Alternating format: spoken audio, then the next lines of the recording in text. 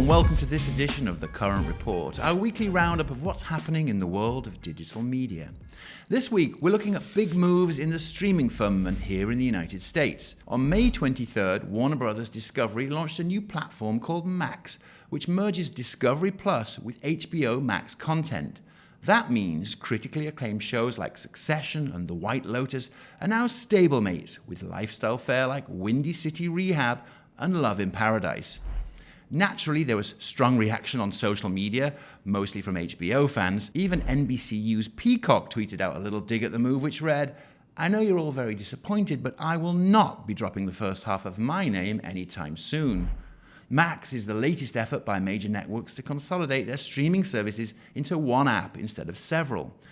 Disney is also bringing Hulu content under its app, and Paramount Plus said it would combine Showtime content together with its own. Major platforms may have no choice but to consolidate their content as they strive to achieve profitability in a very fragmented marketplace.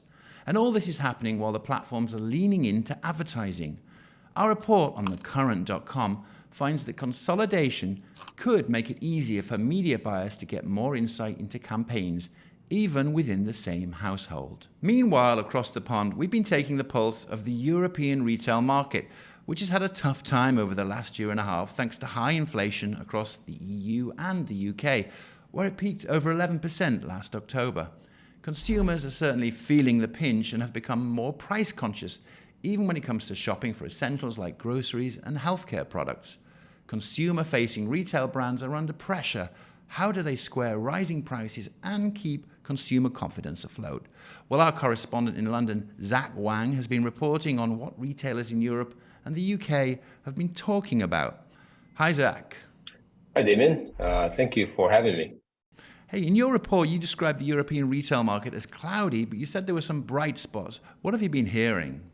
Yeah, look, I think, big picture, what I've been hearing is just a lot of more thought into the marketing, and the marketers obviously being more conscious of where consumers are at right now, and really understanding that people are really looking for value. That's what I've been really hearing over and over, that the value is what matters to consumers. For example, speaking with online grocer Ocado over here, they price matched more than 10,000 products with Tesco, which is considered sort of a lower priced grocery competitor, really to tackle any concerns of what they call greedflation, right? This new word for our times, I guess. I haven't heard that one. But it's also about kind of looking into innovations and then how that can help. So we had Boots over here, a large health and beauty retailer. They kind of lean into first-party data, their own first-party data, to really understand what shoppers wanted. And, they discovered, for example, that people really cared more about instant rewards than points accumulation. So they kind of tweaked their program that way. Yeah. And speaking of first-party data, I know we've done a lot of reporting here about the rise of retail media in the US.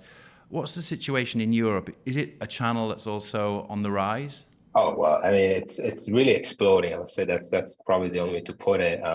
Honestly, it seems like everyone is really getting into it. Could be retailers, it could be retail brands. But what I've been hearing is really it's become an essential part of their marketing mix. And of course, being able to tap into that first party data is a huge plus. Going back to Boots, they recently partnered with ITVX, a new streaming channel launched by ITV, one of the UK's major TV networks. And it's one of the really innovative ways that they're really using this innovation. Advertisers can buy ads on ITVX using Boots audiences, right? Something that probably couldn't have imagined a few years ago. And then also giving brands that ability to close the loop is a huge thing. Yeah. So for these brands, it sounds like economic headwinds are sort of helping accelerate some of these new strategies, including retail media. Yeah, I think it's definitely got them to think more about, where to innovate, obviously, and being very strategic about it. They realize they can't really remain static, right? They have to move fast with the times or they get left behind.